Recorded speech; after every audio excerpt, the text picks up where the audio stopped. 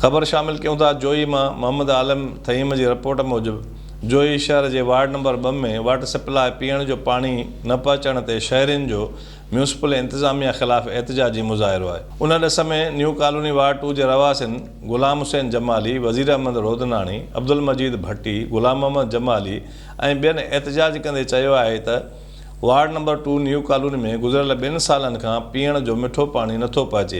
Municipal इंतज़ामिया focal person खे बार बार शिकायत करण बावजूदु पानी नथो पहुचायो वञे। हिननि चयो त पाइप लाइन बि मुकमिल नाकारा बणिजी वई आहे। म्यूनिसिपल इंतज़ामिया पाइप तब्दील करण लाइ तयारु न आहे। हिननि चयो त असीं पैसनि ऐं पाणी ख़रीद करण ते मजबूर आहियूं। वस वारनि खां मुतालबो कयो त नोटिस वठी जोई वार्ड 2 जे रवासियुनि जो वाटर सप्लाई जो पाणी पहुचायो वञे। ॿी सूरत में एहतजाज जो दाइरो वधायो वेंदो। For more news and updates, keep watching BTV News First Ultra HD web channel.